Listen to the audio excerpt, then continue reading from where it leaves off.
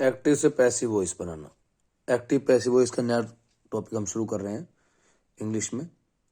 सबसे पहले हम आपको कुछ एग्जाम्पल दिखाएंगे कि किस प्रकार एक्टिव को पैसिव वॉइस में बदलते हैं। देखिए, एक्टिव वॉइस का सेंटेंस है राम किल्स ए स्नेक।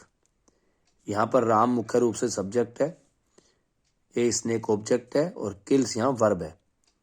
यहाँ राम प्रमुख है, सब्जेक्ट प्रमुख है।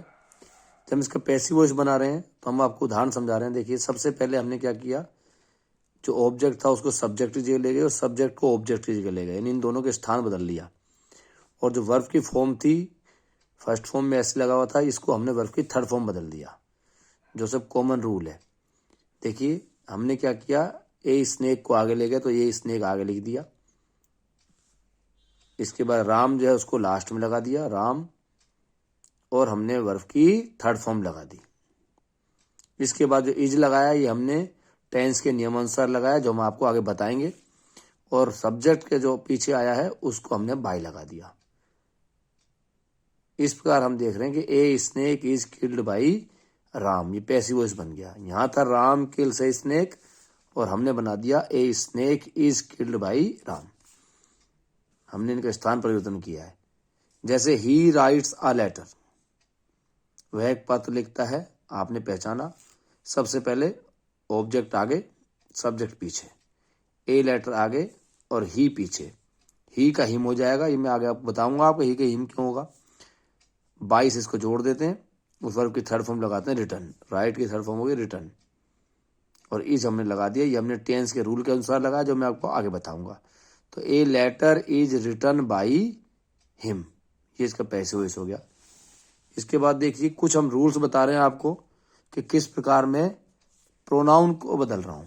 प्रोनाउन को बदलने का तरीका देखिए, सब्जेक्टिव फॉर्म में जब शुरू में आपको आई मिलता है तो आई का हम लास्ट में मी लगाते हैं, मी बनाते हैं, और मी के आगे लगाते हैं बाई, बाई मी। यू का यू रहता है, वी का अस हो जाता है, दे का दैम हो जाता है, ही का हिम हो जाता है, शी का हर हो जाता है, और इट का इट ही रहता है, और नाम होगा तो नाम ही रहेगा, उसको नहीं बदलेंगे। इस पर कुछ रूल्स हैं कॉमन जो हमको याद करने हैं पैसिव वॉइस बनाते समय। सबसे पहला रूल, सब्जेक्ट ऑब्जेक्ट वर्ब को छांटना है आपको। जो आपको एक्टिव वॉइस दिया गया है उसको आपको सब्जेक्ट ऑब्जेक्ट वर्ब छांटनी है। उसके बाद टेंस को पहचानना है कि टेंस कौन सा, उसकी पहचान करनी है। सब्जेक्ट और ऑब्जेक्ट का स्थान बदलना है, सब्जेक्ट ऑब्जेक्ट दिया जाएगा, ऑब्जेक्ट सब्जेक्ट दिया जाएगा। इतना काम हम कर लेंगे, 3 नियम हो गए। इसके बाद जो चौथा रूल है वो देखिए, चौथा रूल कहता है कि वर्ब की थर्ड फॉर्म लगानी है। जब भी पैसिव वॉइस बनाएंगे आप वर्ब की थर्ड फॉर्म ही प्रयोग में करेंगे। फिर सब्जेक्ट को अंत में लगाएंगे तो सब्जेक्ट से पहले बाई जरूर लगाएंगे। जब सब्जेक्ट अंत में चला जाएगा तो हम उसके आगे बाई से इसको जोड़ देंगे। टेंस को नियमानुसार बदलेंगे।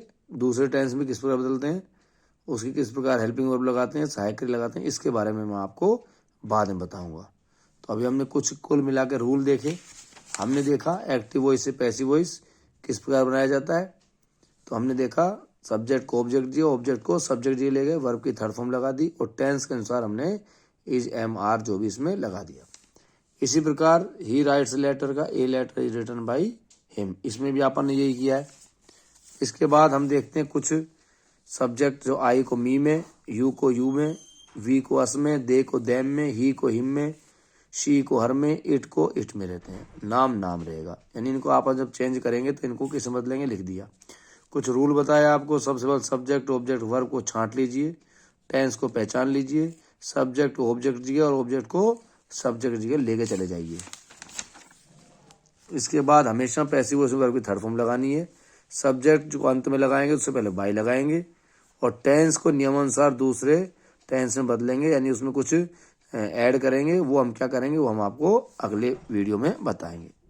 धन्यवाद।